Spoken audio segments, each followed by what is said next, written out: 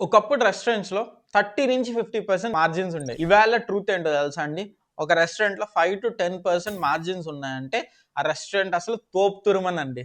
అది super duper సక్సెస్‌ఫుల్‌గా నడుస్తుంది అని అర్థం. ఇవాల్టి ఎపిసోడ్‌లో రెస్టారెంట్స్ ఎందుకు ఫెయిల్ అవుతున్నాయి అన్నదే నేను మాట్లాడబోతున్నాను. సో, రెస్టారెంట్స్‌లో 5-10% మార్జిన్స్‌కి ఎందుకు పడిపోయామంటే చాలా రీజన్స్. ఒకటి రెస్టారెంట్స్ రియల్ ఎస్టేట్ చాలా పెరిగిపోయింది. నెక్స్ట్ ఏంటి? అగ్రిగేటర్స్. మన రెస్టారెంట్ ఆన్‌లైన్‌లో ఉండాలి. అందరికి కనిపించాలి. We should reach to the maximum audience. ఆ ఉద్దేశంతో మనం ఏం చేస్తాము? మన రెస్టారెంట్స్ అన్ని ఆన్‌లైన్ అగ్రిగేటర్ ప్లాట్‌ఫామ్స్‌లో పెడతాము. ఆన్‌లైన్ అగ్రిగేటర్ ప్లాట్‌ఫామ్స్‌లో పెట్టినప్పుడు మీకు క్లియర్ కట్‌గా 20-30% కట్ అయిపోతది కమిషన్. 20 కాదులేండి, 23% స్టార్టింగ్ నుంచి. సో, 23% నుంచి 30% స్ట్రెయిట్ అవే కట్ అయిపోతుంది. దాని తర్వాత ప్యాకేజింగ్ కాస్ట్, టాక్స్, తర్వాత మీకు తెలియకుండా రన్ చేసే అడ్వర్టైజ్మెంట్స్, తర్వాత ఆఫర్స్, ఇవన్నీ కూడా మీ దగ్గరే.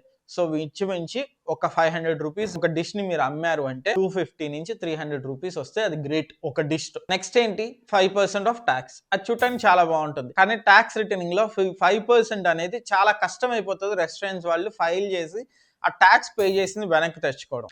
అలాగే మెన్యూ బల్కింగ్. ఇప్పుడు ఏం చేస్తున్నారు రెస్టారెంట్ లో? అవతల వాళ్ళ దగ్గర 200-300 డిషెస్ ఉన్నాయి. సో వాళ్ళ దగ్గర వాకిన్ ఎక్కువ ఉంటుంది కాబట్టి, ఎందుకు వాకిన్ ఎక్కువ ఉంటుంది? ఎక్కువ ప్రొడక్ట్స్ ఐటమ్స్ ఉన్నాయి కాబట్టి. సో అందరూ ఇది ఒక కొత్త ట్రెండ్ లోకి వెళ్ళిపోయారు. మన రెస్టారెంట్ లో ఎన్ని ఎక్కువ డిషెస్ ఉంటే మన అంత వైడ్ రేంజ్ ఆఫ్ ఆడియన్స్ కి రీచ్ అవుతాం. ఇది ఒక్క పార్ట్ ఆఫ్ ది స్టోరీ. రెండో పార్ట్ ఏంటి?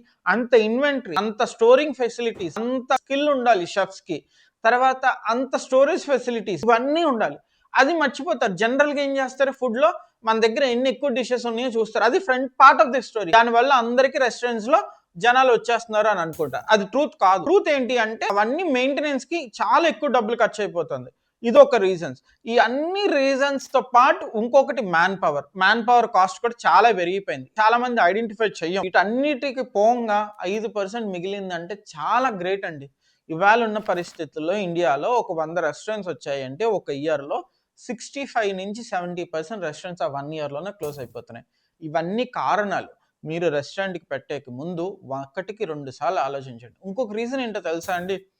మీ రెస్టారెంట్ ఓపెన్ చేసే కన్నా ముందు మీ రెస్టారెంట్స్ కోసం ఇంటీరియర్స్ పైన వర్క్ చేస్తారు. తర్వాత వాళ్ళకి అడ్వాన్స్ ఇస్తారు ఓనర్స్‌కి, ల్యాండ్‌లార్డ్స్‌కి. తర్వాత ఇంటీరియర్స్ పైన, తర్వాత ట్రయల్ మెన్యూస్ పైన, వీటన్నిటికి అంటే మీరు ఒక డిష్ అవతల వాళ్ళకి సెల్ చేసే కన్నా ముందు మీకు at least 50% of me total planning of income మొత్తం అక్కడ ఆల్రెడీ లాక్ అయిపోతుంది ల్యాండ్‌లార్డ్ దగ్గర. ఇంటీరియర్స్ పైన, కిచెన్ సెటప్ పైన, తర్వాత మీ మ్యాన్ పవర్, ట్రయల్ మెన్యూస్ పైన, ఇవన్నీ ఆలోచించుకొని క్లియర్‌గా మనం ఇదంతా ప్లాన్ చేసి చేయగలుగుతాము అనంటే దిగండి. ఎందుకంటే ఈ ఇండస్ట్రీలో చాలా మంది వచ్చి ఇప్పుడు చేతులు కాల్చుకొని వెళ్ళిపోతున్నారు. అంటే మనీ మొత్తం పెట్టేస్తున్నారు అప్పులు చేసి, ఏదో ఒకటి చేసి.